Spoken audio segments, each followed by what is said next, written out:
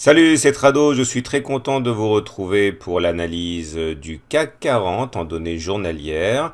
Désolé pour ne pas avoir pu faire des vidéos pendant quelques jours puisque j'étais à Paris pour la formation parisienne et les choses reprennent leur cours normal aujourd'hui.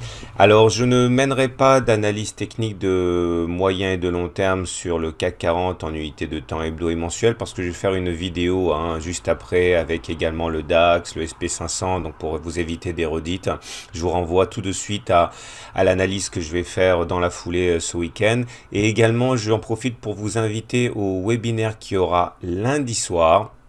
Le lien d'inscription n'est pas encore disponible, mais vous pourrez vous inscrire lundi pour lundi soir et pour le programme je vous invite à regarder ce qu'il y a dans le descriptif que je vais mettre également probablement aujourd'hui et franchement vous auriez grand intérêt à mon avis à y assister même si ce sont les vacances parce que l'utilisation que vous pourrez en faire pourrait être imminente. Alors voilà le CAC 40, j'aimerais commencer par un petit tutoriel, une fois n'est pas coutume, puisque ça va nous aider à comprendre ce qui s'est passé. L'avalement haussier est quelque chose qui est très efficace, hein. Ce sont deux bougies, avec une première bougie dont le corps est rouge, une deuxième bougie dont le corps est vert, et le corps vert avale le corps rouge, d'où le nom d'avalement haussier, les mèches ne comptent pas, et il faut savoir que ça débouche très souvent sur un nouveau plus haut, hein, et qu'il y ait très peu de chances qu'on inscrive pas justement un nouveau plus haut après l'occurrence d'un avalement haussier. Alors généralement ça se produit sur des supports et en tout cas quand ça se produit sur des supports c'est d'autant plus efficace. Regardez ici un avalement haussier ou encore un autre avalement haussier, mais celui-là pour le coup il apparaissait pas sur un support comme c'était le cas ici. Vous voyez que les effets ont été peut-être un peu moins considérables, contrairement à ce qui s'est passé ici, vous voyez, où l'avalement haussier est arrivé sur un support puisqu'il s'agissait le comblement de ce gap. Et vous voyez, c'est très intéressant de comprendre ça parce que vous allez mieux comprendre ce qui s'est produit. Je disais d'ailleurs dans le court texte de jeudi soir qu'on avait eu un avalement haussier ici, bougie rouge, bougie verte et sur un support important puisque, excusez du peu, hein, c'est le fameux gap Macron monumental dont ce qui reste ici, c'est-à-dire le gap résiduel a encore servi de support et derrière on a eu une bougie très importante, hein, aidée il est vrai par les fondamentaux et on a donc ainsi comblé ce gap qui est là, qui donc disparaît. Et nous avons également avalé dans la foulée beaucoup de choses, la M7, la Tenkan, la M20, la Kijun, et finalement on est venu mourir sur quelque chose qui est vraiment très solide, à savoir la SSB, c'est-à-dire le haut du nuage, qui correspondait également à ce plat de Kijun prolongé, et puis surtout j'ai envie de dire à cette oblique descendante qui a permis de stopper l'avancée des haussiers de très nombreuses fois. Alors maintenant, hein, de toute manière on le dit depuis, depuis de nombreuses semaines, hein, la tendance elle est globalement neutre au regard de l'Ichimoku, hein, vous voyez, hein, le nuage il n'est pas baissier, il est surtout encore pour l'instant plat et du moins même s'il a commencé à adopter une pente baissière, tant qu'on n'a pas cassé ce support de référence ici, hein, qui nous maintient à flot depuis des semaines, on peut pas parler de tendance baissière déclenchée. C'est pour ça que la M20 c'est pas mal pour faire rapidement les choses et il est vrai que ça produit des résultats assez intéressants, mais il vaut mieux coupler quand même le signal assez basique de la M20 par d'autres éléments et en l'occurrence ici vous avez compris que le support doit être cassé avant de conclure à une tendance baissière, d'autant que la lagging span maintenant elle est revenue dans le nuage, ça veut dire qu'elle ne confirme absolument pas la sortie du nuage des cours eux-mêmes puisque la lagging span elle est toujours dans le nuage. Bref, on l'aura compris, c'est neutre. Alors si on arrive à passer la SSB et l'oblique descendante ici, on pourrait véritablement envisager d'aller grappiller encore de plusieurs dizaines de points, mais pour l'instant vous avez compris, hein, ça ne sera pas une mince affaire. Pour les indicateurs techniques, on remarquera plusieurs choses. La première, c'est que le MACD recroît son signal à la hausse, mais comme vous le savez, les indicateurs techniques, quand on est en période de latéralisation ou de consolidation, ils perdent beaucoup de leur acuité.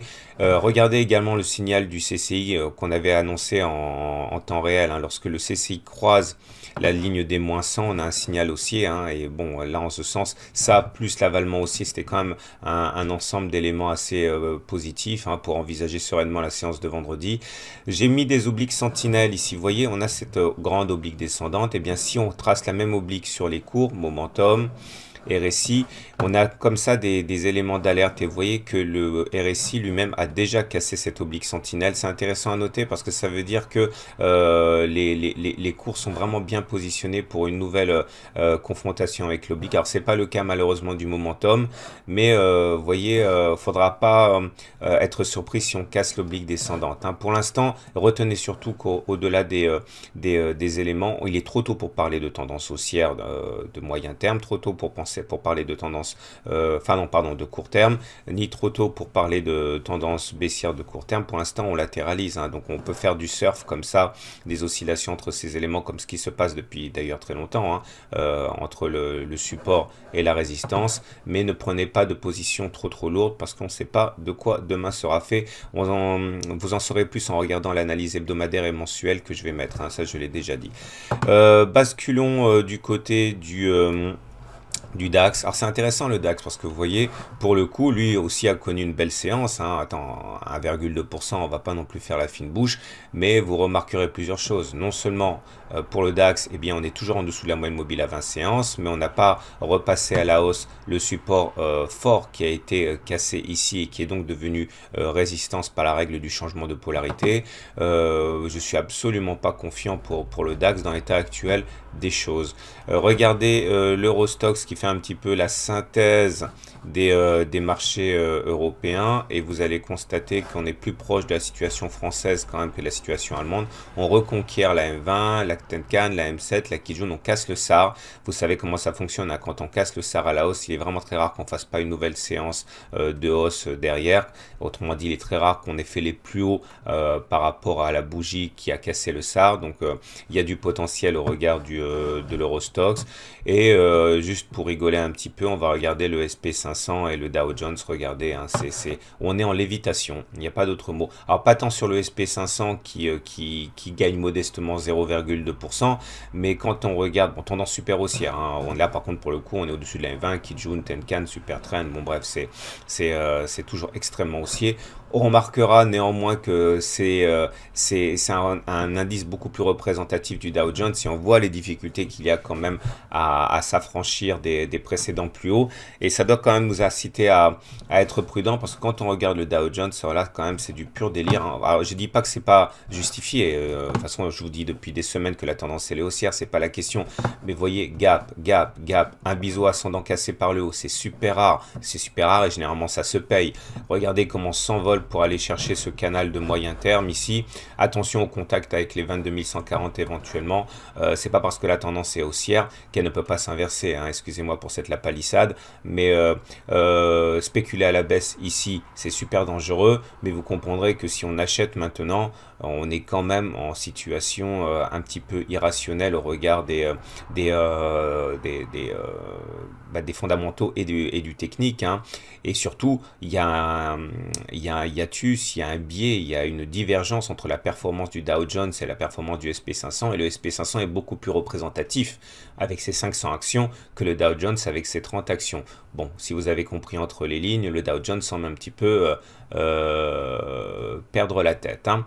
Voilà, je vous souhaite une bonne semaine, enfin un bon week-end surtout, et je vous dis à très vite pour l'analyse hebdomadaire du Dow Jones, enfin du SP500 et du CAC et du DAX. Et n'oubliez pas de garder sous le coude votre lundi soir 21h-22h pour le webinaire gratuit, qui pourrait encore une fois vous être très utile, mais attention, descriptif à venir, mais lien d'inscription seulement lundi. À tout à l'heure pour les autres analyses techniques.